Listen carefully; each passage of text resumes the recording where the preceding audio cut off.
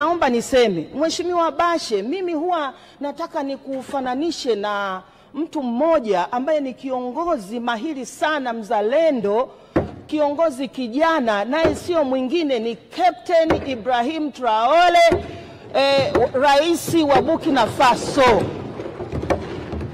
Traore ni rais ambaye amefanya mageuzi makubwa sana katika nchi yake.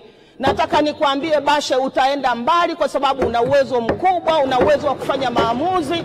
Na huyo naibu waziri wako huyo, na yeye pia namfananisha kwamba angekuwa naibu wako kama Rais Traore, wewe ninavyokufananisha. Naomba nichukue nafasi hii sasa kuzungumza kwenye swala la mahindi. Mheshimiwa Bashe, unafanya kazi nzuri sana na wewe umekuwa kipenzi cha wakulima. Lakini naomba kwenye swala la zao la mahindi bado kila mwaka unatuwekea pesa shilingi 700 katika kitengo cha NFRA.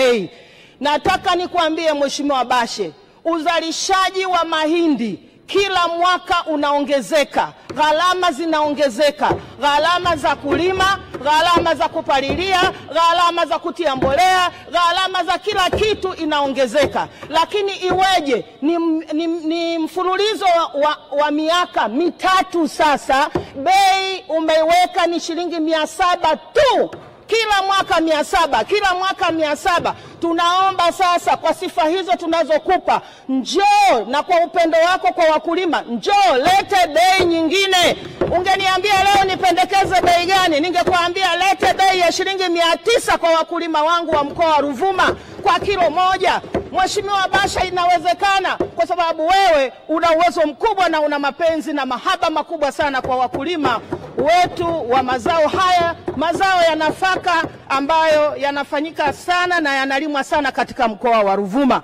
Jambo la pili, Mheshimiwa Bashe, ninafahamu wewe ni mbunifu sana, umefanya vitu vingi. Lakini naangalia kwenye swala la majanga na mabadiliko ya tabia ya nchi.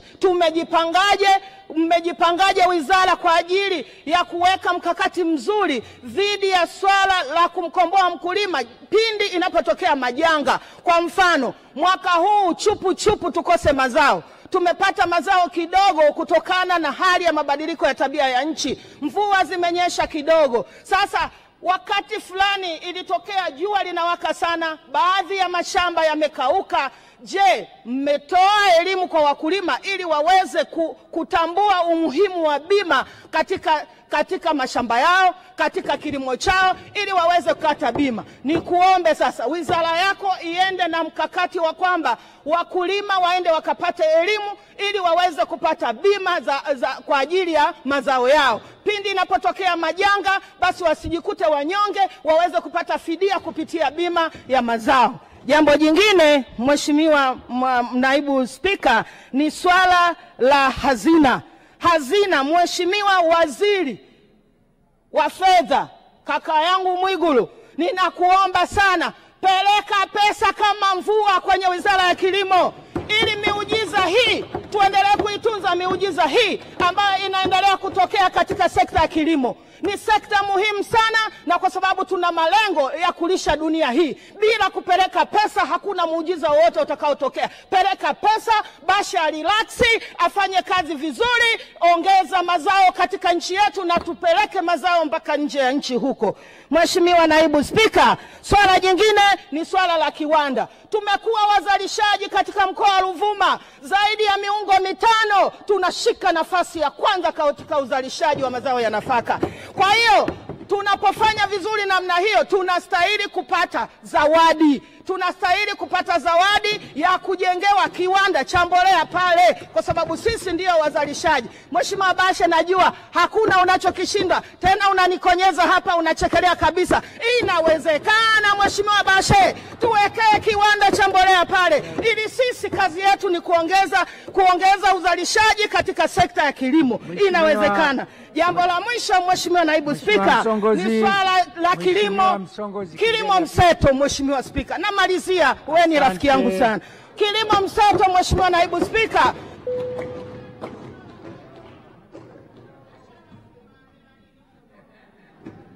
Mheshimiwa Msongozi, tunakwenda kwa time. Ukichukua time, na leo mko wengi sana mundani na wote ni wakulima na kila mtu anataka kuchangia, ni kuombe tu ukae.